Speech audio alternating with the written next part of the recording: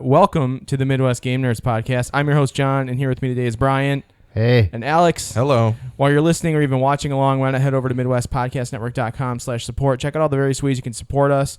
There's all kinds of ways you can buy shirts and t-shirts and hoodies and koozies, and there's a donate button on our store, which is awesome. You can also check out the affiliate link for Amazon, which you click on it, you buy stuff on Amazon, we get a little bit of money from that. That would be sweet too, because video games are expensive. And don't forget to rate and review us on your favorite podcatcher so we can climb the charts. So that's Apple Podcasts or Google Play Podcasts, TuneIn Radio, Stitcher Radio. I'm sure there's other ones out there that like just pull from RSS feeds. Yeah. But use your podcatcher and rate and review us because we want to climb the charts and so more people notice us. As always, if you like what you hear or even if you don't, please do send us feedback via email at midwestgamenerds@gmail.com or via Twitter at MGN Podcast. And don't forget to add us on Instagram at Midwest Game Nerds and also add us on Twitch so you know when we go live and can sit there and watch us like flail about as we realize that the new cable that I purchased doesn't work. When the sound doesn't come through If you're properly. not there to let us know there's a problem, we won't know. It's exactly. True. So if a podcasts on Twitch, but there's nobody there to hear it, does it ever really make sound? No, I don't think so. No. That's the deepness you can come So to deep. the Midwest Game Nerds for. So deep. Anyways, today we're going to talk some game news hits that Alex picked out. And the big game news hit that we're going to talk about is the Destiny 2 gameplay reveal, which we're super pumped about. At least I am. I think Brian is. Yeah. I don't know if Alex is, but we'll get into that. And then we're also going to jump into a review of the PSVR Smash Awesomeness first-person shooter Farpoint, which comes with this cool totally thing. kick-ass controller called the AIM controller. Has a ping pong ball attached to the end. So do the Move controllers. It's for tracking purposes. Oh, But okay. anyways, before we do any of that, Brian, you were out of town. I'm assuming you took your Switch with you. Did you play any other things while you were out or no? Yeah, nothing new really other than that one game I keep forgetting the name of. Kamiko. But good thing Alex is here to properly pronounce it for me. Mm-hmm. I played that a bit, and I mean, it seems like it's probably worth $5, but I kind of got bored of it really quick, though. But I'll play it again at some point. Just at that moment, it wasn't really hitting the spot. But, That's fair. So there's that and some more Mario Kart. And right before I went out of town, I played the Hot Wheels expansion for Forza Horizon 3. Yeah. And that's super cool. Yeah. It's pretty wild. Do the normal cars have the power to make it through the loops? Yeah, I mean, if you're using a car with enough horsepower. Okay. Like the entire... So there are cars that exist that cannot make it. It's those tracks, but with the physics that are already in Horizon 3. So you can, if you're not going fast enough, you will just fall off. And it's pretty hilarious. And it's cool. I'm looking forward to really diving into that now that I'm actually home. Right on. That's to awesome. Stay for a while. Cool. So that's it, though. What about you, Alex? So I've played a couple things. Probably the most notable is a recent release known as Injustice 2. Okay. This is the DC fighting game, DC Comics fighting game from NetherRealm Studios, sequel to Injustice, which I couldn't tell. many people got for free through PlayStation Plus, the Ultimate Edition or whatever that came with all the characters. I rented it because I don't buy NetherRealm games anymore because they like to charge you $100 for the whole game, or they give it to you later for like $50 or $40. So this is a rental game, but I think I can recommend that everybody rent it. Once again, NetherRealm is really, really good at doing story with these games. It's very much the story mode it's a cinematic that plays out that then kind of seamlessly moves into an actual battle. Each chapter in the story has like 3 or 4 fights where you get to mostly play as a character. Sometimes you get to pick between 1 or 2 in that particular chapter. Yeah. And it's a direct sequel to the first Injustice, so that story, I know nothing about that story, but I can still kind of figure out what's going on in Injustice 2. It's made me curious enough to go back and play Injustice 1, so I'll probably download that tonight after I return the first or the second Injustice. But yeah, the story is fantastic. It's got loot boxes now, so screw you, Overwatch. You can get all kinds of different equipment that not only has some kind of physical change to the character, but also it allows you to make your characters more powerful, and it can kind of help give you a handicap in case you want to try and play against people online. So that's kind of fun. It's a good way to try and help people not be terrible online. Does it have a weird maze like Mortal Kombat X? No, there's no maze, but there is like I don't think there's like a crypt where you can unlock stuff. You just get loot boxes. It wouldn't really make sense in the context of the universe, I guess. Yeah, but there is a thing called Brother Eye, which is kind of Batman's security. Is that force? EYE or I? I'm pretty sure it's EYE, but okay. But basically what that is it's the tower equivalent from Mortal Kombat, where it's like, here, we're going to give you several fights in a row that all have weird and wacky different kinds of modifiers on them. Like, oh, you can only do kicks this round, or the level's upside down this time, or that kind of thing. Right. So you fight through that, and it gives you experience for your characters and loot boxes and stuff, and that's all good. And then also there's like an asynchronous gameplay multiplayer thing where you can set up a team of 5 of your characters with all of their gear attached that you get out of the loot boxes, and then they go and fight other teams of 5 characters that people have set up, and you can attack 5 and defend 5, and depending on how many battles you win, you get more loot boxes, and it helps your like clan overall and stuff like that. There's a clan system? Yeah, or guild. They're guilds. I think they're called guilds. Yeah. So overall, there's a lot of stuff in there, but I personally am mostly in these games for the story. And which is funny because I feel like you don't really ever think of fighting games as having like a cohesive story that's actually enjoyable. Yeah, but NetherRealm is definitely They're good at storytelling too, I'm sure. Yeah, the Netherlands are pretty good at it, but NetherRealm has been really good at pioneering a way to tell a story in a fighting game. So much so that like Street Fighter V was like, hey, we're gonna have a story mode at some point, and then they patched it in like months after the game actually came out, and it was terrible. And I don't know how it was. I never really heard anybody play about it because it came out so much later that nobody was playing. Yeah, the everyone game. had already sold the game by then. Yeah. So, but then also Marvel vs. Capcom is supposed to have a story that's more similar to this as well. So they're definitely the pioneers, and there aren't really any other fighting games that do it that way. Yeah. So this is the best place to come to get that, and I think it's totally worth a rental. If you can do it, go get it out of a red box. You could probably finish the game in 3 days.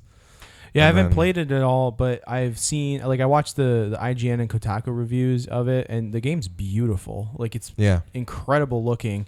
And one thing I thought was really interesting about it is there's in the training mode, you can actually kick on a input delay so that it's similar to competing online.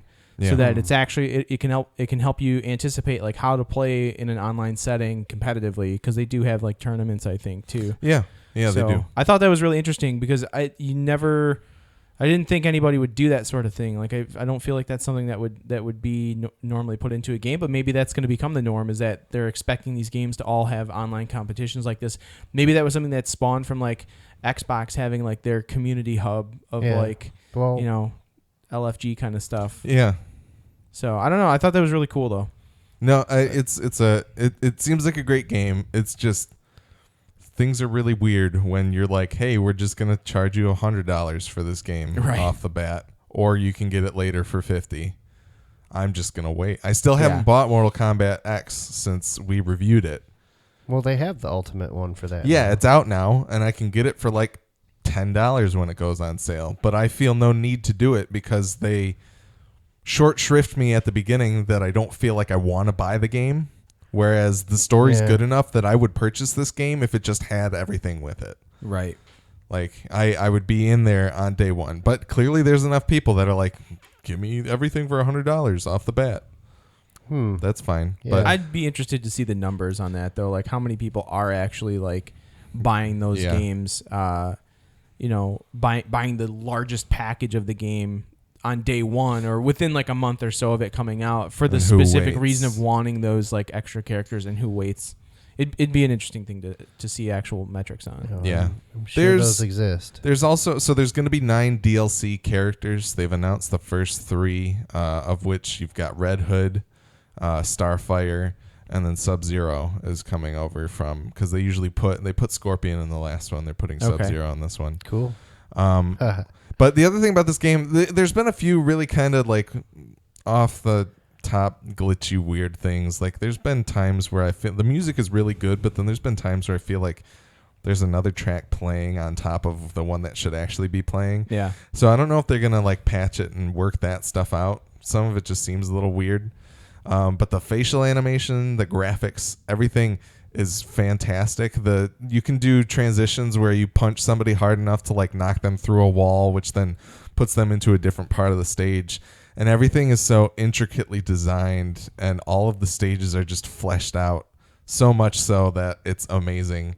There's super attacks that are really, really cool that essentially, like, the one that I like the most is the Flash. I told you this one about it, John. Yeah. But basically, the Flash takes this person, like runs around them very quickly, and then starts running fast enough to take them all the way back and over to Egypt and smashes their faces onto a sphinx that's being built, and then runs them back the other direction and goes to prehistoric times and smashes the person onto a T-Rex. And then he runs back into the stage just before he left the first time and throws that person at themselves. And I want to watch it every single time that I do it because it's that cool, and that just all of it's very well realized. Yeah. Voice acting's great. Alan Tudyk plays Green Arrow. It's awesome. Right on. Robert Englund is Scarecrow. Really? They've got all kinds of awesome. Kevin Conroy turns in another awesome Batman performance. Of course. So it's great. Just wait for the full game to come out in 8 months. Nico's asking if it's in 4K. I'm pretty sure it's in 4K. That's the other weird thing that I was going to say is that I'm playing it on a PS4 Pro, and some of the cinematics are still stuttery. Like it's not quite. And all the cinematics are in-game engine. Yeah. So it must not be getting right up to 30 frames or something, but I'm pretty certain it is in 4K on 4K TVs on PS4 Pro and Xbox One S. If you have a 4K TV, but it also has HDR support if you have a TV. It would not be in 4K on an Xbox One S. No, games are not 4K. Oh, yeah, I guess that's true. Never mind. Only on the PS4 Pro. Yeah. But yeah. Anyway. Anything else? That's all I've played other than Viscosity. Yeah. I played some Viscosity, the Incipia Games game Viscosity. Oh. Yes, full disclosure, the creator is in our chat right now. He's a friend of the show. Yeah. And, what did you think, Alex? You actually played through all of the levels. I finished all of the levels. You get to a point where he starts randomizing the levels, and the things move faster. So it's you can't really. So it makes it more difficult. Explain the game for Brian. What kind of game is this? So you basically have like a little orb that is orbiting a planet, and kind of the story of it is that you need to get home to your solar system or something like that. I forget what the actual verbiage, because you only see it the first time you start up the game. But you have this ball that's oscillating back and forth, and you need to shoot it towards another target. And then sometimes there's other obstacles that are in the way, so you have to bank it off of certain things. But basically, if you don't hit your target, then you hit the edge of the screen and you die. Right. You have to start over. And the target's pretty forgiving too. You don't have to like hit it dead on. As long as you get fairly close to it, it has like a gravitational pull that kind of sucks you in. Okay. So it's like you're firing a spaceship from one planet to another planet, and you kind of have to get within the gravity of those. I think it's great. It's a lot of fun. I basically just wish there was more of it. Yeah. I will say that in terms of the mechanics of the game, the mechanics present themselves as these like rectangles that they're like an outline, and they're different colors. Starts with green, which essentially means if you hit it 3 or 4 times, it can disappear. Yep. But most of the time you can't bounce off enough stuff to hit it that many times. If it's orange, you hit it once and it disappears. If it's purple, there's 2 of them in the stage, so when you hit one, it'll teleport it through to the other one. There's little red guys that are just there for you to hit them and die on. So he has all these different mechanics in there, and the game doesn't necessarily really build to the point where it's using all of them at once. So it's something that he could do in like a future update or with more levels. But and that's really the only kind of other thing that I would like to see from it is for him to kind of craft an experiment or experience. Get to the point where they're all together. Where they're all together, and it kind of naturally, like, you learn through trial and error that, like, how each of these mechanics works when you first encounter them. Because otherwise, like, he doesn't, and that's awesome, is that he doesn't use any word. You don't have to read any boxes of, like, this is how you play the game. You just try to play the game, and you learn it. So that's cool, but I think of a game like Braid, like Jonathan Blow's Braid or The Witness, where you essentially learn to play these games and the mechanics of these games by playing the game. Jonathan Blow obviously has had more practice at crafting the entire experience, whereas I think Nico is starting out in a really good place and can come up with these interesting mechanics. It's just the crafting of the shape that takes over time, where you start adding more in here and there, and things get more and infinitely more complicated. You know, like a more natural learning curve. Yeah, like a more natural progression, because at this point they're kind of like, this one appears here and then it goes away and then we try out another one, and then by the time you get to the end of the game, you're waiting to get it so you have multiple mechanics in one level as opposed to relying on only one mechanic at a time. Yeah. And eventually he gets there with like a few of the levels. He starts throwing several of them at you together, but you want more. But yeah, more. Give me more, Nico. That's the problem with your game. He wants more. No, I really sequel? I didn't play it as much as Alex did, but I gave it a good go. I maybe played the first 15 to 20 levels, I want to say. I think it's, again, I voiced this to Nico via text message too, that it's very simple to play but hard to master, because the timing of your ball planet moving back and forth can get really irritating if you're not really really locking it in when you do it. But it reminds me of like what Pong would be if Pong were a puzzle game. Yeah. Yep. And I mean, that's pretty much what I was getting. Yeah, and based that's on how you guys were describing it. Right, and I think that's the easiest way to describe it, is like it's like taking a classic like Pong, making it a puzzle game, and actually enjoying it. Like, it's an enjoyable experience to play. It's super simple to pick up and difficult to master. I didn't play as many levels as you did, Alex, but the idea of it getting more difficult and adding multiple mechanics to it sounds really interesting to me, and I'd like to see it get to that point too. So Nico, I think you kind of knocked one out of the park here, dude. It's a lot of fun. We really like it. It get 2 thumbs up for being a great game to play while you're pooping, because it loads quick, and when it's not something you have to dwell on too much. It's like it's very Super Meat Boy in the sense that if you mess up, you're immediately trying again, which is exactly what it needs to be, much like his previous game Roots and Gatebreak as well. Roots and Gatebreak. So yeah, good work, dude. Anybody listening, check out Viscosity. Again, I keep forgetting the name. Viscosity by Incipia Games. It's on Google Play. It is on iTunes. And you need to check it out and send a review into Nico. And the App Store. Yeah, let him know. I did give him a review. It was a good one. Good, it was 5 stars. And the only complaint that I have about it is that I don't necessarily like the name, but it should be Velocity, but there's other games called Velocity. There's the SEO on that kind of game is going to be not very good. Right. So I don't blame him for that one. But good work, dude. I like the word viscosity. It's a great word. Don't know if it applies here. Yeah. Have you played anything else? No. I did watch. I finally watched some of Tron in 3D in the PSVR headset. Yeah, it's awesome. I really want to do that. It's great because when you load up the Tron Legacy menu, it's first person of the light cycle course, so it feels like you're on a light cycle, and I'm like, where is my Tron game? So the movie hasn't even started, and you've already thrown up rainbows. Yeah, pretty much. The only issue that I had with it is that because I think when you're watching something in cinematic mode like that, it doesn't have all of the tracking on, so there's a lot more drift. Okay. I was experiencing drift where eventually I realized that I was like looking up at the ceiling when I was watching the movie. So you can go ahead and reset it by holding down start, of course. Right. But it's still awesome. It's It's cool that they built that feature into it. Right on, man. So I just wish there was something. You should be able to adjust a slider that makes it pop out more. That's what I wish there was. Like if you could force the images apart more and try to like really. You really make it just pop. want to become part of the Tron world. Yeah, it's not going to happen, man. Yeah, probably not. But I'm not going to stop hoping. Right on, man. Well, having gotten back into my VR, thanks to Farpoint, I played Holoball finally.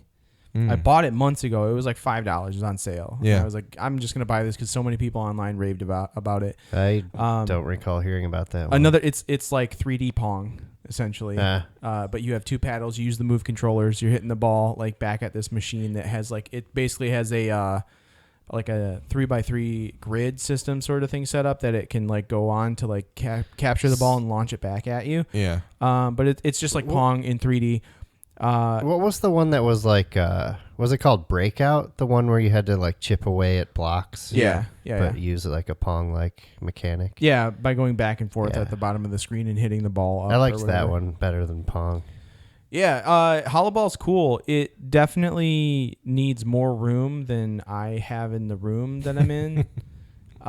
You have to be like the full 6 to almost 7 feet away from the screen for it to really register you, and it needs to have your entire body. Like it needs to be from like foot to you hold your hands out like in a Y shape or whatever. And it's graphically like nothing special. It looks like Tron, but Pong, and awesome.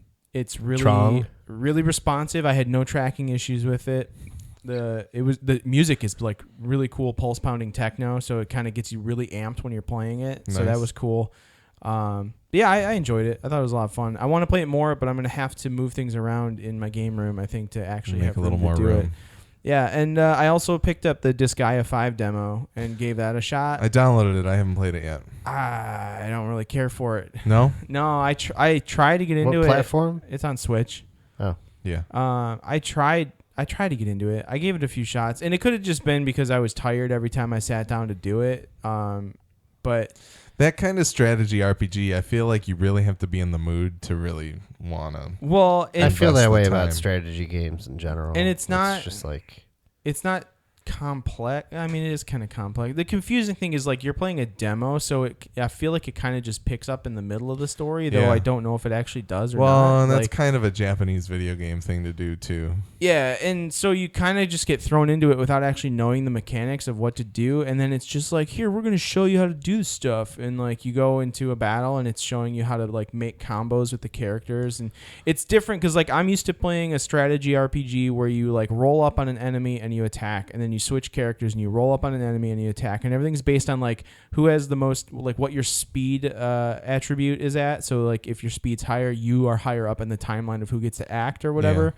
This is like you get to take all of your characters' turns and then execute them all. So you can set up like 3 characters to do a combo attack on someone, and the more combos you do, you actually end up being able to unlock different treasures at the end of the battle based on like how many awesome combos you did or whatever. Interesting. Which is cool, but it's not really what I'm used to. So maybe that's just me being a baby about it. But probably. It's all right. I don't know. It's making me rethink wanting to get it. Yeah. Which sucks because I do want something else to play on the Switch. But now that I have Farpoint, I'm probably just going to play more VR. We still got to do the co-op in Farpoint. Yeah. And to think, I feel like just a couple weeks ago you were trying to sell me your VR so you could get an iPad. Yeah. Still, if anybody wants to buy any of my stuff or just give me an iPad, I'm looking for an iPad Pro 12-inch. With cellular signal LTE on it, if possible. Anyways. Go to MidwestPodcastNetwork.com/support.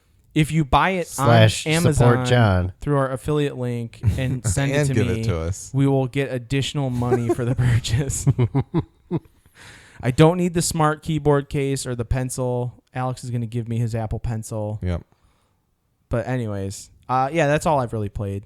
It doesn't come with a pencil. It doesn't. No. I'm It's hoping cheap maybe the asses. new ones will, but that doesn't matter. Anyways. Alex, you have game news. What do you want to talk about? Yeah, a couple quick things. Nintendo had a Nintendo Direct this past week. There's going to be an ARMS Global Test Punch. You can go and download the stuff right now. This next weekend. 5/26, May 26th to 28th. There will be times to play, and then also June 2nd through 4th. There will be more times to play. So we get 2 weekends out of it. I don't know if there's specific times or if they've listed them yet. I'm sure there's something on the news section of your Switch if you want to look Two that of the up. days were U.S. only. Yeah, so I think the Fridays are U.S. only days. Okay. As far as I understand. So excited to check it out. Hopefully we can talk about it on the next show. Yeah. We can all three of us play some of it and see what we think of ARMS. For sure. And so that's cool. I think they're pretty cool. Legs are also pretty cool. The more I'm seeing about ARMS, the more I like it. Yeah. Like everything, like when they initially announced it, I was like, that looks dumb. I think I've mentioned this before too. Yeah. But literally, the more they keep showing, the more I'm intrigued by like what the game is all about and how it plays. And now that they're actually showing more of the depth of the game and like, all the different arms that you can get. And I think they announced like 3 new characters as well this week. So and they're also going to do what they did with Splatoon and continually give you more and more each week for free. Cool. So it sounds like they have a plan to support it for at least a couple months after release. Yeah, I mean, initially it sounded like it should just be in a package with 1-2 Switch. Yeah. But it sounds like there's a lot more to it. A more full-fledged game. And you can play it with every single controller type. Yeah. Yeah, I read about that. You don't just play it with the Joy-Con like individually. Like you can use the Pro you can controller. put them together or you can Pro controller it. Yep. So that's cool. I feel like it'd feel more natural just using the Joy-Cons, but I guess we'll find see. out. We'll have to try it out and see what's going on because maybe the motion controls are great, maybe they're terrible, and maybe they give you an advantage of some sort. Yeah, playing it that way. I don't know. Yeah, maybe we'll see. A few other things. Ubisoft announced Far Cry 5 and The Crew 2 are coming this fiscal year, so by March of next year. I didn't realize The Crew did well enough to deserve a sequel. Probably didn't. Then why are they wasting their time and money? Because what else are they going to make? Assassin's Creed 12. Yeah, that's coming too. Assassin's Creed Origins is rumored, although I don't think they've done an official announcement of it yet, but whatever. Can we I'm kind of over Ubisoft, I think. Just throw out some guesses as to where Far Cry will be set. There was rumor that it was going to be a Western.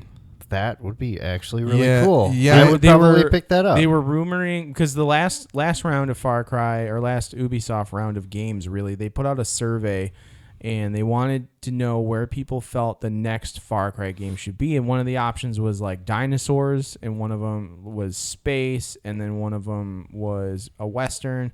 And they didn't really do dinosaurs with Primal because it was just like... I don't think they should do dinosaurs. No, I don't think so either. But the After Western... fighting I think the Western robot dinosaurs, regular dinosaurs seem kind of lame to me. Yeah. The Western one, I think, is the one that most people wanted. There, And maybe that was just because this was prior to them even announcing Red Dead 2. So it could just be that now that Red Dead 2's out, nobody's going to give a shit about Ubisoft's Western. The other thing that I've heard is that it might be in the Western United States. Like there was somebody was saying like Oklahoma or something like that. Like it would be in an urban setting in the United States, which might be an interesting place to take it. But welcome to Far Cry 5 Urban Jungle. Far Cry 5 Panhandle. It's just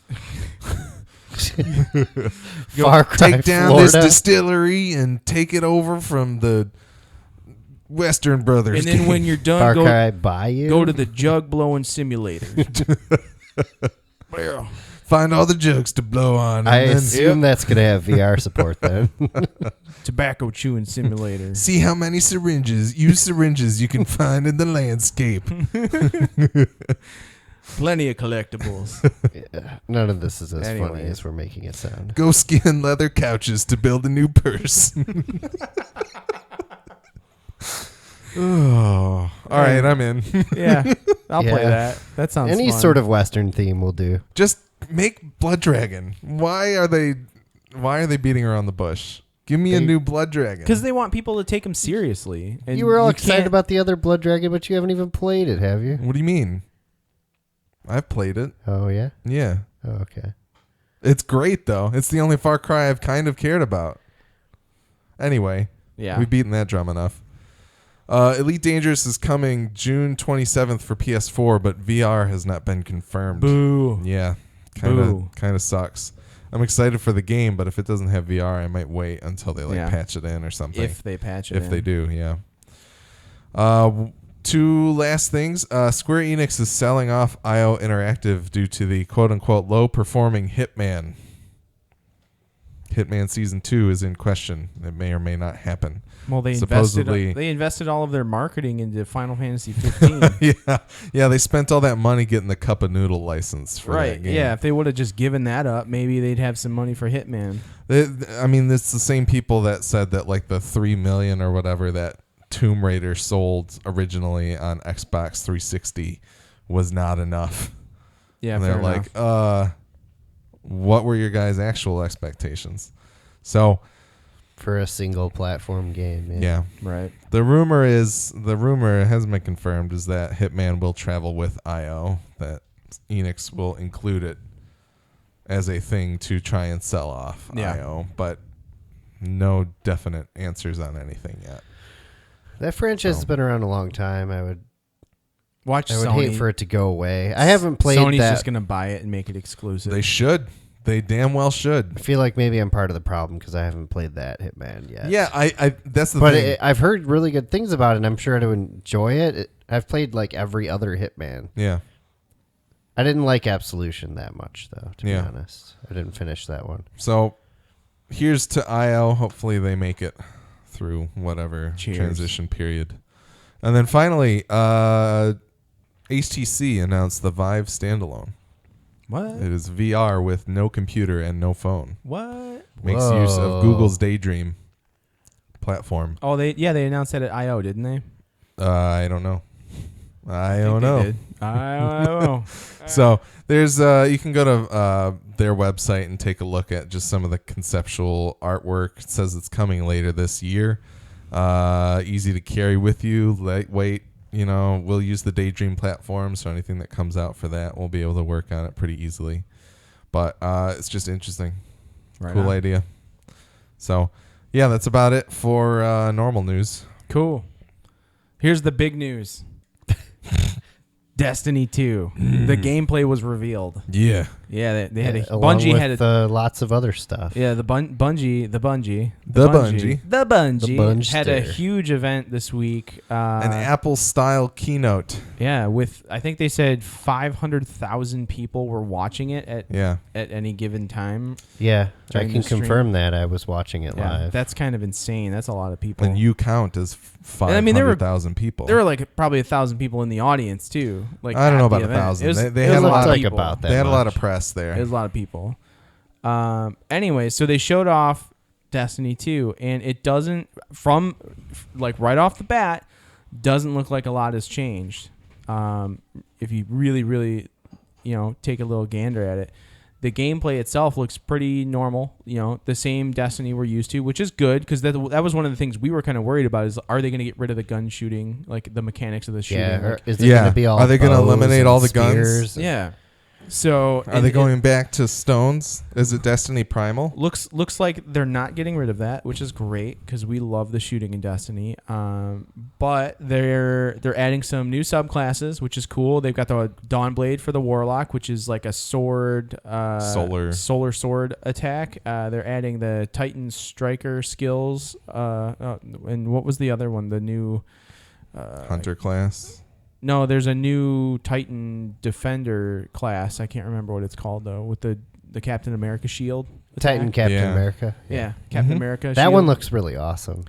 All the new supers look sweet. The Hunter, it's not Gunslinger. Yeah, it uses that cool energy staff deal. Yeah, I can't find all my notes now. What the hell happened? Good job. This is the worst Destiny podcast ever. Anyways. I can't fucking find it. That's bullshit. Okay. Well, just to talk about some of the other stuff that's been confirmed, nobody's going to have dedicated servers, including PC. Yeah, that's kind of the game is coming out later. Of course, leave it to you to find all the bummer information. This is just all the stuff that I saw. I didn't see anything about that. So the PC release is going to be later after the consoles. I did hear about that. There will be uncapped frame rate on the PC, but it will be 4K and 20 to 21 to 9. Oh yeah. Aspect and you can play it in support. 4K, 21 to 9 aspect ratio, but on PS4 Pro it'll be 4K and 30 frames per second. No Scorpio details allowed until after Microsoft's E3 presentation. PC version is exclusive to Battle.net. You cannot get it on Steam because they don't want to give Valve that money. Why would they do that? And it doesn't make any sense. Yeah, why would they? The same company. They have their own client. Yeah, so. And it's a great client. I'm totally all for that move. I think that's a smart move. That's fine. I like Battle.net. And which apparently they're going to call it Battle.net still, even though they were like trying to not do that anymore. Yeah. Multiplayer count is down to 8 people per round instead of 12. So yeah, all of the multiplayer stuff's going 4v4. Yeah. That's kind of a big deal. So that's a decrease on some modes and an increase on others. Right. One of the big changes that they did with the weapons is that now you basically have two primary weapons, one of which is an elemental, and instead of having a special weapon and a heavy weapon, they've combined all the specials and heavies into so it's like a power class. Yeah, well, it's no longer power weapons. It's no longer primary, secondary, and heavy. Heavy. It is. Kinetic, energy, and power. Yeah. Those are the three. And you could have like classes. 3 scout rifles, or you could have like 3 sniper rifles, or you could have like 3 rocket launchers, was basically the way that they stated it. No, I don't think that's exactly right. Like that's what I got out of it. So the kinetic and the energy class can both be, you could have 2 hand cannons, one of which has just a kinetic attack, and the other one has like some form of energy attack. So void or solar, or what's the electric one? I'm drawing a total blank. Arc. Yeah. God, man, I'm really out of it. So you can have a kinetic weapon, then you can have your elemental weapon, and then the heavies are going to be snipers. Power is going to be snipers, grenade launchers, rocket launchers. What's the other one? Machine gun. I don't know if they're bringing machine back gun, like heavy machine guns and fusion rifles. I don't know that's if what I that's was looking something for. that's going to be in the game still. You can tell I haven't played Destiny in a long time. I kind of gave up because I'm waiting for this. Like, I want this. I don't want to play old Destiny now. I want new Destiny. I told Nick yesterday, I was like, you know what? As long as they figure out a way that I don't need to worry about having like Ascendant energy and Ascendant shards and Radiant energy and Radiant shards. Yeah, I figured that out like 2 years ago. Yeah, they did that already, and I was like, oh, that's cool. Hopefully it doesn't suck. Yeah, so anyways, what I've noticed in talking to other people about this new weapon setup is that this is really going to change the way Crucibles run and the way raids are run. So like playing multiplayer, like you're going to really have to think about your loadouts for these things, like especially like running raids. Like if you how did I voice it? Like not everybody's going to be able to have like a sniper on. Like not everyone's going to have Black Spindle, and not everybody's going to have Gallahorn, because you can't have a sniper rifle and a rocket launcher equipped at the same time. You're going to have to be really choosy about which weapons you're using. That's really cool. That adds a different level of strategy to this, which I think is awesome. And then especially for raids, if you think about it, because think about going into like King's Fall, when you're fighting the wizards in the King's Fall raid, and you have to, everybody jumps to the middle and Gallahorns the shit out of them or whatever. Like not everyone's gonna have Gallahorn on them, so you've got to really think about that. The groups on LFG are still going to be like, gotta have Gallahorn. Well, yeah, LFG might be a thing of the past too. No, so they're adding. So they're really bumping up the social aspect of the game too, because now there's a huge support for clans, as well as like you get clan banners and things like that in game that show off your rewards. Clan. And rewards. There's rewards based on the clan. So even if you can't play with your clan, like you playing on your own can also win rewards for your clan and vice versa, which is really cool. And they've added, what did they call the new solo thing?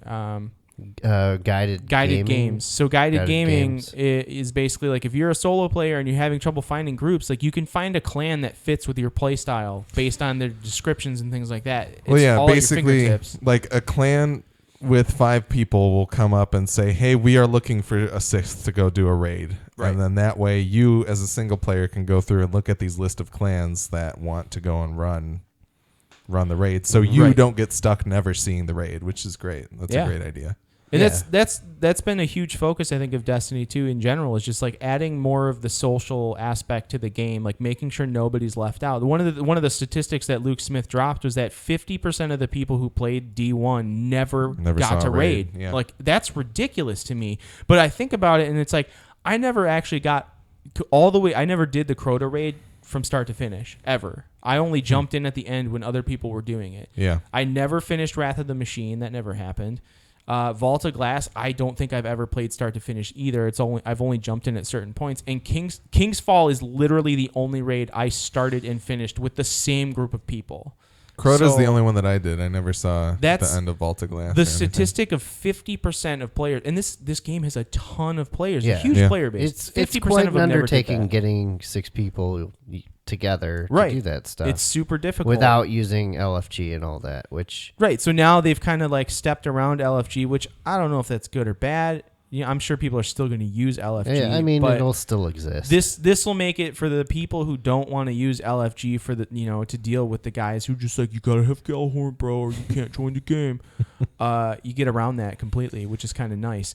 One of the things I'm really pumped about with Destiny 2 is the expansion of the worlds in a way. So we're getting 3 new planets, 1 old planet with a new space. So we have Earth still, but we get the European Dead Zone. Yeah. What I was told, well, not what I was told, but what I heard through other means was that the European Dead Zone was actually created for D1. And it's a huge world that has all kinds of dungeons and quests and things all over the place, all over the map, it's basically like similar to like a World of Warcraft in the sense that there's way more of an area to explore and find things to do. I also heard it's almost twice the size of the largest zone in Destiny 1. That's huge. Yeah. That's pretty big. So that's really exciting to have that, especially as somebody, like, I like playing solo. Having that available to me to just do on my own is really cool. Yeah. If I want to. And I can pair up with people. It's cool too, but whatever. What else? What else do they add? You're going to the planetoid Nessus, which is between Saturn and Neptune. You're going to Titan, which is the moon of Saturn, and Io, the moon of Jupiter. My favorite moon of Jupiter. They are expanding the other subclasses as well. That's something to talk about because I know the striker class for the Titan, now when you use Fist of Havoc, it's no longer Fist of Havoc, it's Fists of Havoc, and you get multiple. So when you use it once to initiate, great, you can run around and punch people more than once. So you get like 2 or 3 of them in. I think. I noticed the golden gun is different too because I saw it in the one video of the strike that I watched. Yep. And you can fire it more times. It looks like, but it's weaker. Well, in general, they've weakened everything. They've nerfed everything. So like in Crucible, melee attacks take up to 3 hits to kill someone, which is kind of ridiculous. They've slowed down the movement speed. You just have punching matches. They've decreased the amount of damage everything does in the Crucible. A lot of this stuff, they're things that's going to morph and change after the beta anyway. I hope they didn't slow down movement speed because that's a terrible idea. Yeah, they did. It's already very slow compared to it's very slow. First person. All of the reviews of the Crucible playthrough that I saw all of them said that the movement speed has slowed down. Like it's a small percentage, but it's enough that they noticed it. Yeah. But the biggest thing they noticed was the amount of damage everything does. Like everything's doing is like a good chunk less, and that's supposed to balance it somehow. I don't really understand how that works, but you thought things were bullet sponges before. This is all. When I open this segment saying that it just looks like a lot of the same. It does. It does look like a lot of the same, but that's not necessarily a bad thing. With lots of changes. Yeah, it's a lot of the same in all the right places, I think. Well, some of the indications of what I got when the stuff that I did watch, because I didn't end up being able to watch the whole announcement, but the idea that there's actually like dynamic cinematics happening while you're playing the game. Yeah. Like I saw the shot of somebody, it might have been a Korra, but I can't remember, going to attack like a ship that's in front of you. Like seeing people do things in the world while you're playing the game is cool. That means there's story happening. Yeah. It's not just a ghost going and floating around a button and then he presses it and then the door opens. Like and then it gives a long explanation about where you're at. Yeah, so I'm excited for more of that. I know that a lot of that took the form of voiceover in like Cade 6 stuff in The Taken King, and that was a better step from where they were from the initial release. But I'm glad to see that they're pulling even more story oriented things into the actual game. Yeah, for sure. Yeah. So I guess, Alex, as someone who played D1 for a little while and moved on from it, like does this new iteration intrigue you a little more and make you want to play, or are you kind of still in the same boat you were? I mean, I enjoyed the game a lot when I did play it, so I'm excited to check out a new iteration of it. It's hard. It's very hard for me to wrap my head around the changes that they're making with the classification of weapons. So I think a lot of it's going to come down to me. Like, it's nice that I can just forget about all the stuff that I had in the first game, start fresh, and go from there. Yeah, and everyone will be starting fresh with you. So that to me, being able to start fresh with everybody's probably going to be playing it again. And we're going to have a big group of people playing. It's going to be a big group of people. There's going to be people playing it all the time. Everybody's going to play it more than me, and they're still going to like eclipse me and stuff, but that's fine. Well, at least one person will. I'm excited to check it out, but they're like not any more or less than I was before this announcement. You know, right. They didn't really show me anything that was like, holy crap, I'm back in. Like it's hard for me to. The fun of Destiny really snuck up on me because it was like, I'm going to play this because it's what everybody's talking about. Yeah. And then eventually I was hooked. Yeah. So the initial impact of all of this to me doesn't mean anything until I'm sitting there playing it. I feel which is like kind of a weird way to put it, I guess. We saw that transition happen like in our early episodes when we were recording. Yeah. Like 1 week you're just kind of like, playing it. It's cool. And then the next week, this is all I've done. And yeah. And then the next week is like, oh, dailies and weeklies and heroics and nightfalls. Oh my. But I'm kind of excited to get into that again, but also I'm kind of worried that I'm not going to have the time to get that into it. Well, even with Destiny the way it is now, like they have so many different activities available to keep you busy throughout the week, but they've structured things to where you can put in like an hour, maybe a day, and get something out of it. Yeah. And maybe which like is good. A couple times a week, you're going to want to put in more than an hour or so to finish up, or to like try to do a raid or Trials of Osiris or something that takes up more time. But you can save that stuff for like a weekend or whatever. I guess kind of what it comes down to is that the fun of this game really for me was the water cooler of it. The idea that social aspect. I would hop on, Nick and Gojo are playing, we'd hop into a strike that we've done 1,000 times before and just make jokes and talk about stuff, and Gojo would do funny things in the game. Right. Like, that was what was really good about it. That's why I still play it, I don't have to think about it when I'm playing it. Yeah. I can just, it's like hanging out with people online and still gives me something to do. Or not hanging out with somebody and just shutting my brain off. The idea that they may be working in an actual compelling story for us to care about on top of that is good. Like, for sure. Maybe I will sit down and play this and be like, holy crap, I actually care about this now. The issue for me is like, okay, I don't even know what a grimoire card looks like. I've never looked at one in the app on my phone. I have no idea. So if I need to know any of that for this story, they would be making a big mistake. Right. So hopefully they figure out a balance to strike to make it so that the people who are just coming on now can still get a lot out of it, a lot out of this new story that they're making. And it sounds like the story that they're doing is less rooted in like here's the lore of the wolves and blah blah blah, and more of like, oh my god, everything's blown up, we need to retaliate. Well, I think on the face of it, it's going to be like that, but I hope it has all of that stuff underneath, because that's what I like. I mean, I like the fact that I've gone online and there are people who have taken their Tumblr and converted into a complete breakdown of the entire lore of the game.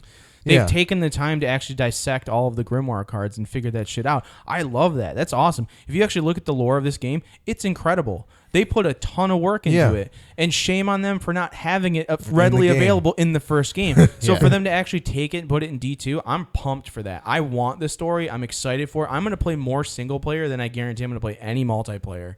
Like, hands down. There's nothing wrong with them like being like, hey, we're putting out a graphic novel here for you to check out. Here's this stuff, blah blah blah blah blah. But if the root story, I want like a full novel. I want to read all of it. I'm sure that's coming, because there's like Halo novels and whatever. There's like StarCraft novels. I don't want it's all like out fan there. fiction, like side stories. I want the story written from the writers in a book. That's probably not going to happen, but. The fact that there might be some overarching story in this that is big enough, and it'll have all that stuff that you can dig deeper into if you want to, is great. Because for somebody like me who has a lot of stuff going on in life, I'm not going to be able to stay up reading Grimoire cards at 2 a.m. after doing strikes and stuff. But all in all, everything that they said out of the announcement sounds great. The fact that they're like, hey, guess what? You're not going to have to go into orbit anytime you want to do something is great news. You can do it all from the planet. I think the only reason you ever have to go into orbit is to go to a different planet, which is great. I mean, the game still loads, but it's just like you don't have to go out into space and then pick where you want to go back from space to a different planet. But also the idea that you don't need to go back to the tower to turn in the sun, which is something that they did that they've already done now. But like you can go and shop for stuff or what, like the elements of the tower are going to be in the worlds, which is fantastic. And that's there's like some place called like the farm or something that's going to be the social space that's in the European dead zone, I guess. The tedium of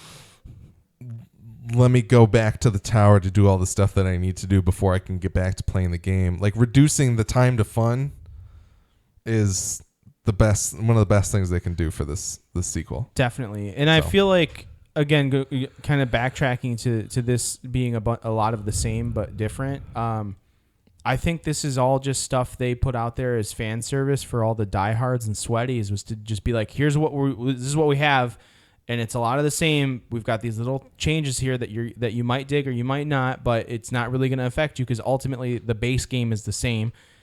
They're not showing all their cards yet. There's got to be more, and I just know there's more to this, and they're just holding off for like another event, or maybe they're just going to hold off for the beta and just be like, hey guys, we didn't announce this before, but check out this beta because there's some serious dope shit in here. That could be like, there has to be more to it because there's not enough difference to bring back people who are just like, I don't want more of the same game, But I think a lot of those need to. I think a lot of those people are going to be like the fact that there will be new strikes and new levels and new stuff to do is going to be enough to bring a lot of the people that. That's all that I need. I mean, personally, when my voicing of my unhappiness with Destiny is not that it's number one. It's not that it's not a good game. It's mostly that it just feels like the fun of the game is playing everything 1,000 times. And eventually, on that 980th time, I'm like, okay, I've done this enough times. And then I walk away from it. So this new package of fresh stuff that everybody's going to be on the same playing ground, I'm down to play it more. Right. And then I'll have my time with it and I'll be done with it, Yeah.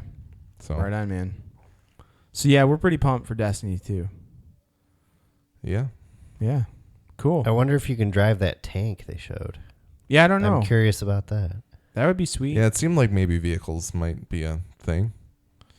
So I wonder if there's going to be any kind of like large scale battleground shit too. Like similar to like a World of Warcraft raid. Yeah, I doubt it. How dope would it be to have like some giant war against the Cabal and it's like you and like 6 other fire teams jump in and just blow shit up. Like, yeah, that's not gonna happen. Like some like Battlefield style, like large scale warfare, but in Destiny. Like that would be sweet. You don't know if that's gonna happen or not. That'd be cool. I think that'd be cool. Yeah. Anyway, just all these supers popping off all over the place. Sounds like a resource hog to me. It would just be super cool. Super. Anyways, all right, let's talk about Farpoint. Yes. Okay. Farpoint is the first official PlayStation VR first-person shooter using the AIM controller. Brian, you want to show the camera the AIM controller? I think it's the first-party Sony put game. it in both cameras at the same time. You can. It's the first like Sony first-party game. I think there might have been little things here and there. You had PlayStation Worlds or whatever. But this was meant to be the AAA, like a AAA release for PSVR. AAA was what I was looking for. Yeah. I couldn't figure out my words. Let's talk about the controller first. Yeah, before we jump into the game. The game, you can get the game itself for $50. You can play it with a normal controller. It is PSVR only though. Or you can get the package with the controller for $79.99. And you might as well spend the extra $30 because the construction of this thing is as good as, if not better, than the other Sony controllers. Yeah, it is fully its own controller. The Move controllers don't snap into it like the old sharpshooter for the PS3. It's got the USB port to charge it on the bottom. It has all of the buttons of a normal controller. Yeah, you can play Destiny with that thing. You actually can play Destiny with it. You can play any game with it because it has challenge you. Literally all of the buttons. Yeah. They say they're going to support it with more games. I think there's a few that have been playable at E3, but yeah, I think there's like 3 or 4 currently. Yeah. When does Duck Hunt come out?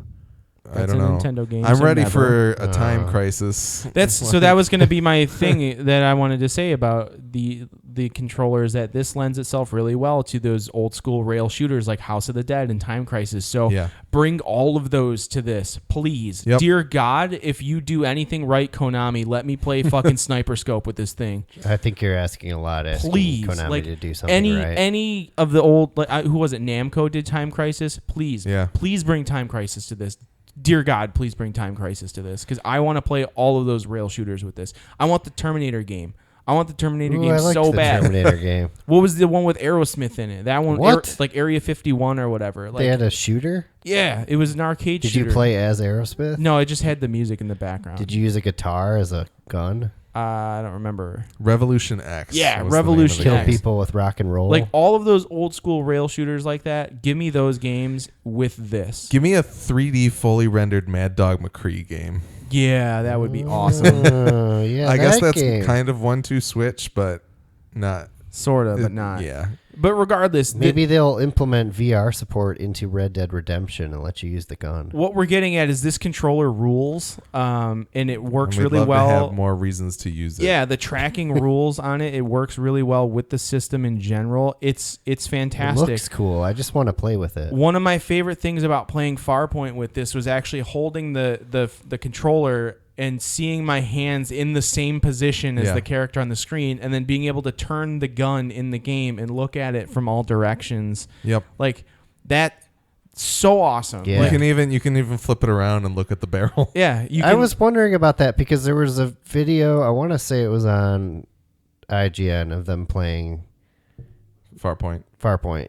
And the way they were holding the gun was like driving me crazy because it looked really fucking stupid. And so now I understand. How other way is there to hold the gun? They were holding it like crooked, like here. Like this? Kind of, like yeah.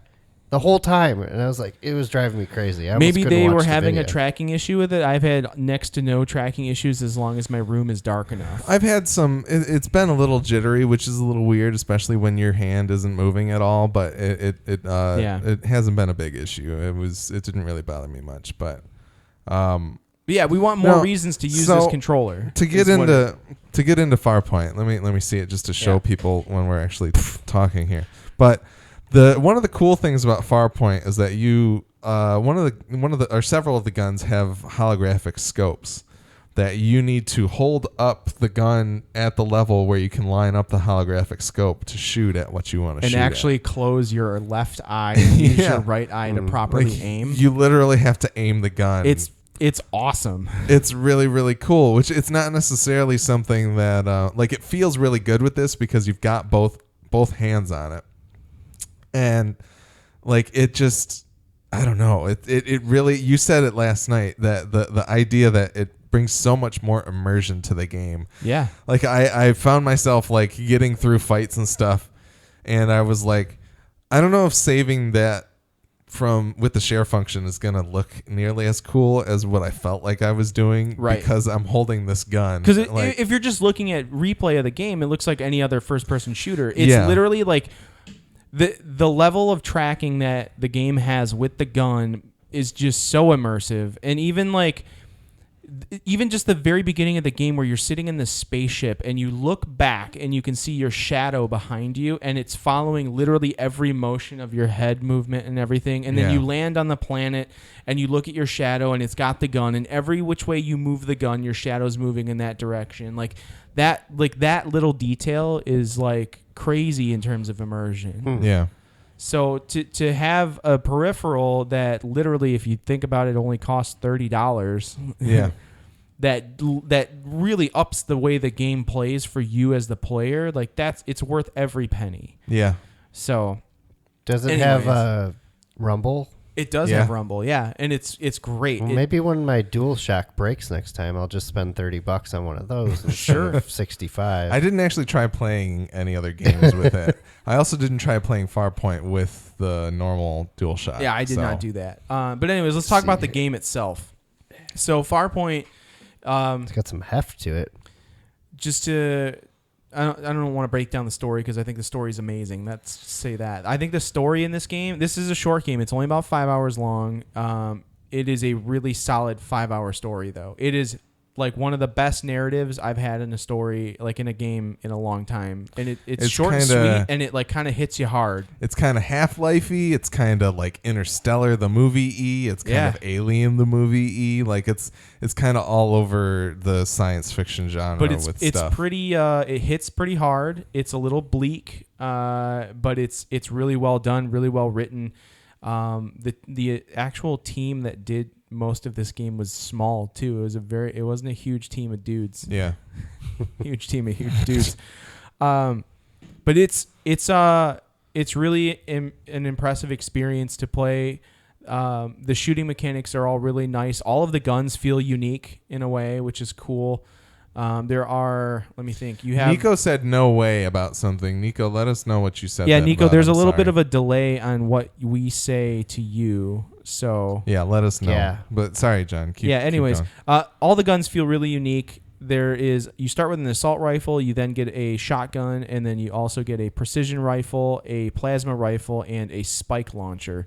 The assault rifle has a secondary attack which shoots rockets that follow the laser that come out of them. The shotgun has a secondary attack that is grenade launching. The precision rifle does not have a secondary attack.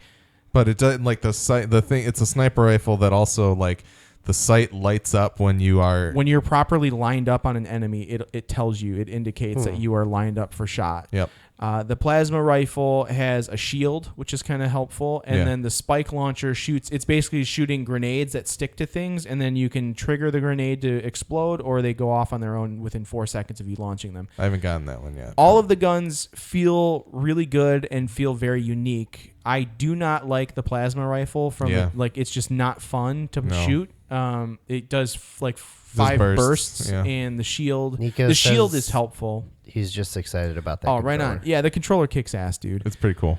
My favorite gun is the precision rifle. It is awesome. It feels great. It feels the first time I got the precision rifle and used it with the first shot, I was like, fuck yeah. Like literally I was upstairs in my game room by myself with the dogs on the couch. You said fuck yeah really loud and they started barking at you. I literally shot the gun once and just one-shotted one thing and was just like, fuck yeah, this is the best gun in the game. And it is. And it's just nice to and I was getting really into scope and shit because I kept knocking the gun into the headset because I was like really leaning into it. Yeah. So I really like the game. The game's great. I think this is a great game. There are a lot of outlets online that were kind of giving it shit for being too short or for kind of half-assing it for the second half of the game. You get 2.5 hours in, and then after that, they said it kind of took a nosedive. They're fucking stupid. Everyone who feels that way about this game, it's as if you weren't even really paying attention. I think it was, I don't remember if it was Polygon. I don't think it was Kotaku, but one of the reviews I read said that once they hit the halfway point after the first big boss that they did, they were like, there are no other big bosses, which is kind of true. There really aren't any other big bosses, which is kind of a bummer. But they said that the rest of the game just felt thrown together and stupid and not well thought out, and you could literally run your way to the end of the game, which you can literally run past everything in the game because the way it works is everything is forward. So it's all forward movement. There's no need to turn. It's pretty linear. It's kind of linear, but I wasn't looking for. They're just trying to make it more approachable as a VR game, and by doing completely works in that respect. Yeah, it is. But you can still turn and look in any direction. So one of the cool things, like you can set up the controller to not do any turning at all, and when you turn your head to aim, it will kind of move you in that direction. But I turned on the smooth scrolling turning on the full smooth setting, and I kicked the speed all the way up, and I felt like I was playing Destiny, like as my guardian. Yeah, so they allow a few different things, like the small intervals where it will click you 15 degrees or 30 degrees, I think are the two settings. To avoid motion sickness. But I also put it on the smooth setting, and I did not put it up to 11. I just had it on the 4 that it normally is because that felt fine to me. I didn't need it to turn any faster, but I didn't experience any sickness. What I will say is that the game, the way the game has you set everything up in the beginning, it feels as though they want you to stand. So the first couple playthroughs I did, there's definitely, they want you to stand because the height setting only goes, the lowest it goes is to 4 feet and 11 inches. Okay. So it's meant to be, you're meant to stand. So if you're under 4'11", sorry, you can't play this game. But no children. The playing this game while standing, there are some parts where you are like moving across a small bridge or on the side of a cliff, and I legitimately was probably going to fall down. Like my brain was in that space enough that it felt real to me. There was I didn't even want to look away from the like little trail that you're on the side of the cliff because I was going to freak out if I did it. Yeah, there's some pretty tight spaces where you're, like he said, you're kind of shimmying on the side of a cliff, or there's a couple of really light bridges that you have to go across, land bridges, and like on either side of you there's there's gorgeous settings. You can't even see the floor of it, and and you're just looking around, and even just it's Can you see your own body? If you look down, you can see your own body. And when you're actually in the story, there are segments where the two scientists that you as the pilot have gone to rescue, they're showing you back these video clips of the pilots, or the two scientists doing their thing, because they're stranded on this planet as well with you. I don't want to delve too much into the story. But you can actually look down and see their name tag and read it on yourself, and it's you can look at you can see your whole body basically. What else? I mean, it's just this is the perfect. This game is the reason to buy VR. I think Sony's going to do themselves a huge disservice by not making a Farpoint kit and just selling the VR headset, everything. Sell the whole getup with the aim controller. Just do all of that for the make it the starter bundle with that for $500. You want to sell VR for anybody who's a skeptic? This is the way to do it, hands down, because it's just.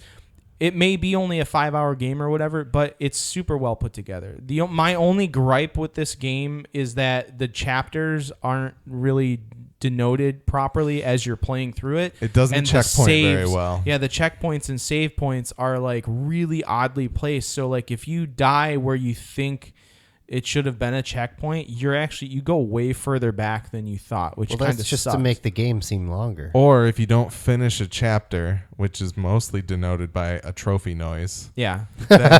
then you are not going, like, if you don't finish it and then you turn it off, start it back up, you're starting right back at the beginning of the chapter again. So that is a bummer. And for fuck's sake, Sony, figure out a way to get the damn notifications to pop up in the fucking headset. They can do it. They just choose not to because they think it doesn't ruin the immersion. It should just be an option. Yeah. Like if you want it, fine. If you don't, because every time it goes off, I'm sitting there like, oh shit, and I'm like pulling the headset off to look at the screen to see what the fuck I just got. Oh, I don't do that. I just hit the home button, the PlayStation button, and then when you pop back out, it'll show you the notification on the screen, and then I just want to. I just have it pop up in the screen. It doesn't ruin immersion. But I'm sorry. No, it should just be a 3D like VR trophy. I still personally feel like Resident Evil 4 is the killer app for PlayStation VR. Okay, but let me play it.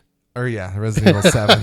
let me like, when did they make a VR version of that? Let me play Resident Evil 7 with the aim controller. If they could patch in aim support for Resident Evil 7, that would be let me play that. Awesome. You could just still use that controller. That's what we're talking about. You can, but it's not doing the tracking motion. But it'd be funny. I want to be able to track the gun movement with the aim controller. Because that it might make you feel safer though, holding something that's shaped like a gun instead of a regular controller. It's possible, wouldn't be as terrified, but.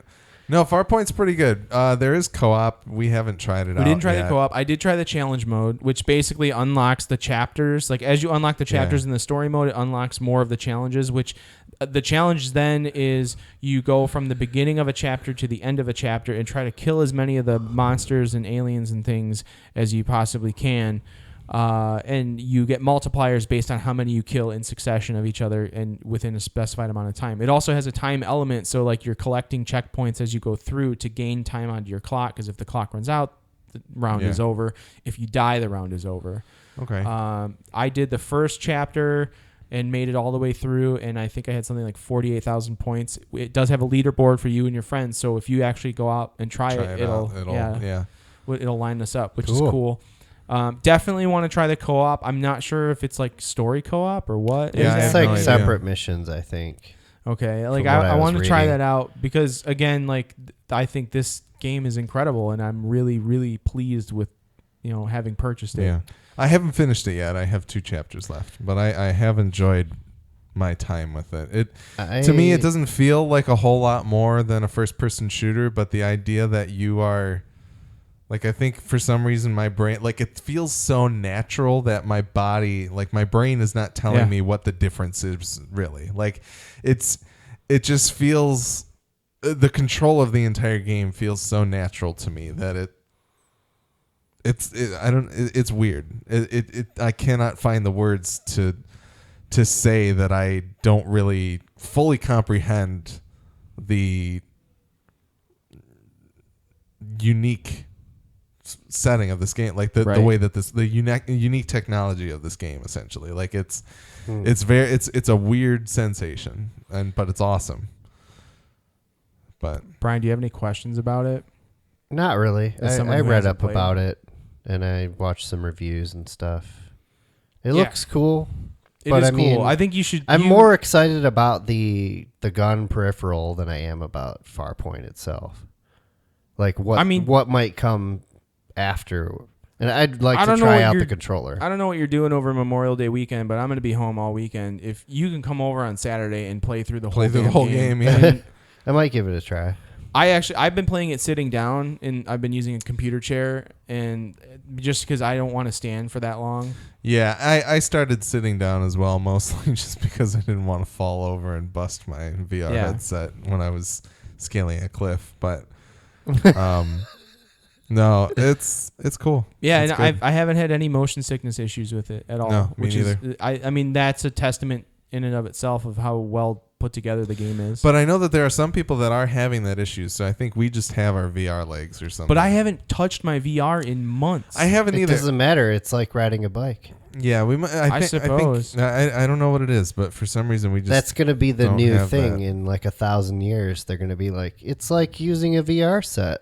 Instead of it's really riding a bike, because bikes will be obsolete by then. It's like putting on a VR helmet. You have to use your hands. That's a baby's toy. I want to use my mind. Mind bullets. Yeah. Anyways, yeah, Farpoint's sweet. If you have a PSVR, spend the money and get the damn aim controller. Yeah. It's worth every Yeah. penny. Go to Best Buy, get the whole package for $60 because it does the Gamers Club Unlocked. Gamers Club Unlocked applies to it. So you pay $30 for the game, $30 for the controller. I think the game is worth the $30 and that controller is worth the $30. Hell yeah. So It's where's great. the guide button? It's right on top. PlayStation button, sorry. Right on top there. Please don't press it. Cool. So- Yeah. So we love Farpoint. We love PlayStation VR still. I'm not going to sell my VR headset. I'm going to hang on to it. Sorry. But Hi, guy walking outside. yeah, the dude is walking outside. All Cool. those people. There's a lot of people outside today. Yeah. I don't know why. It's freaking hot out. Anyways, so Those people don't think so. They were wearing long sleeves.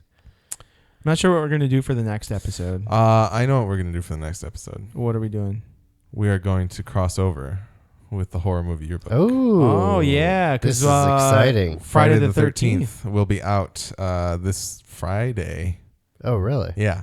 And Willie and Tim are going to play some of it. Hopefully one or all, or some of us can get our hands on a copy and play some of it too. It sounds unique enough to where I might pick that up. Yeah, so that for sure will hopefully will be happening. And then I don't know if there's anything else video game wise. I'm guessing they're getting it on PlayStation. Yeah. Yeah. They both have PS4s, don't they? Yeah. Tim has access to Amy's PS4 and Willie has his own. So they will be doing it. Right They'll on. be doing Cool. it that way. Nico just asked if the aim controller works without the VR. And yes, it does. It acts as a normal controller, but it does not use motion controls. Yeah, and that's I didn't really try anything. Oh, another thing coming out, Star Trek Bridge Crew will be out for PSVR. I want to play it pretty bad, so I may or may not pick it up. How much is it? I don't know. When's that coming out? The 30th. Good thing I have credit cards. Star Trek Bridge Crew is Money. This money's. It's a good thing Megan doesn't. $49.99. So Ugh. it'll be $40 at Best Buy. But yeah, of I want to money. pick it up. I'm curious to see if it really is just Space Team with Star Trek, but that sounds great. So I'm down. I haven't even seen anything about it. I'm going to have to go and do Yeah, some. it's been delayed a couple times, but I don't know. So there's Space Team's pretty cool. I played that before, so playing that in VR with Star Trek stuff definitely sounds and appealing. it is cross-platform with Vive and Oculus, so there should be plenty of people to play with online if we so choose to try that out. Yeah. Oh, didn't we have feedback? Didn't somebody email us? Let me take a look. Let me pull it up too. I'm pretty sure we did, but I can't remember the guy's name. I don't know if it was like we real are feedback. talking. We're talking right now. This is good radio. It is. It's great radio. Great radio. Carson. Yeah. Carson said, "Hello there. I've warmed up to the podcast over the last few episodes. I'm really enjoying listening now. I heard about you guys from Cinema Jaw. I live in San Francisco, so the Arnold jokes aren't lost on me. I wanted to reach out about your mobile site. Could be I'm completely inept, but I couldn't find a link to Amazon anywhere to throw you guys some money. It wasn't a large purchase, but I like to have accessibility on mobile since I shop before bed sometimes. Anyway, keep up the good work. Curious to know how old you guys are. Kind regards, Carson." Yeah, so for Anybody anybody listening out there, MidwestPodcastNetwork.com/support. If you go straight there on mobile, it'll do it. If you go to just MidwestPodcastNetwork.com, there is what they call the hamburger at the top, just the 3 lines. It's the menu button. Somehow become the universal sign for menu. Click on that and click on I've support. never thought of it as a hamburger though, but that That's makes apparently a lot what of it's sense, called. too. Yeah. Cool. So click on that. You can go to support there, and that should be able to take it to you. I didn't hear back from Connor, so please, excuse me, his name's Carson. Carson Connor. Carson, let us know if you were able to do it. If not, we'll figure something out. And in terms of our ages, I'm 30-something. I don't remember how old I am now. 32. I'm like an older 30-something. Brian's 85. Yeah, I'm actually 85. yeah, I am 20-something. 27. Yeah. Wow. We don't even know our own ages. Yeah. That's sad. I think I'm 37, Mine's but I'm not easy. sure. Yeah. I mean, all of our other guest hosts that we've had on are within the same age Somewhere range too, so. in between Brian Yeah. and myself. So Yeah, it's a wide wide swath. It covers most people. But Carson, we appreciate you reaching out to us, man, and thank you for enjoying what we do. We really appreciate it. If anybody else came over from Cinema Jaw, let me know. I'd like to. Yeah, we want to know. Curious. If you came over from Cinema Jaw, hit us up via email or Twitter or whatever. Or also, just in general. Yeah. I've been chit chatting with the guys from the Replay podcast out of Australia. If you're listening to this, please do check them out as well because they're good dudes and they play some different stuff. They have differing opinions from. They sound kind of like us, and they have a slightly similar format to what we do, but they do more with news. I think I want to say they cover more of the news than we do. But they're super cool dudes, and I appreciate the fact that they listen to us and that, I was able to make that connection with them. I talked to them on they have a Discord channel that they chat on. So I will respect them and not try to do an Australian accent. Yeah, don't do that. Because I'm sure most of what you would say would come off of the Outback Steakhouse menu. And a bloomin' onion. just stay away from it, dude. Don't even get into it. We're going to cut that out of the maybe episode. I should just be Arnold Schwarzenegger talking about the blooming onion. Get the blooming onion. Get the pumpernickel bread with the butter and the knife inside of it. You cut it up. I think it's time to wrap this up. No. Yeah. Anyways, while you're listening or even watching along, why not head over to MidwestPodcastNetwork.com/support like we were just talking about. Check out all the different ways you can support us. You can go through our support store. You can do the Amazon affiliate link. But biggest one that we don't want you to forget about is to rate and review us on your podcatchers, Apple Podcasts, Google Play Podcasts, TuneIn Radio, and Stitcher Radio. I think TuneIn and Stitcher, you actually have to do it over the web. You can't do it from the app that they have. Yeah, it's really weird. It's kind of bullshit. And just like Carson did, if you like what you hear, even if you don't, please do send us feedback via email at MidwestGameNerds@gmail.com or via Twitter at MGM Podcast. And don't forget to add us on Instagram at MidwestGameNerds. And don't forget to add us on Twitch too, so that when we go live, you know about it. And Twitter, right? And I said Twitter. Oh. But Twitch, we want people to come and watch us on Twitch and talk to us like Nico did. We really appreciate you being in the chat room, Nico. Thank you very much for hitting us up. So yeah, be sure to do that, and be sure to check out the next episode. We're going to talk Friday the 13th with the guys from the Horror Movie Yearbook podcast on the Midwest Podcast Network. Yeah, they just put out their episode about 1989. It's quite good. Go check it out. And then they're going to head all the way back to 1968 in 2 weeks. Ooh, so wow. Sounds good, man. Check that out as well. There's some good stuff in 1968. Cool. So thanks again to everybody who's listening and watching, and we'll see you next time. Peace.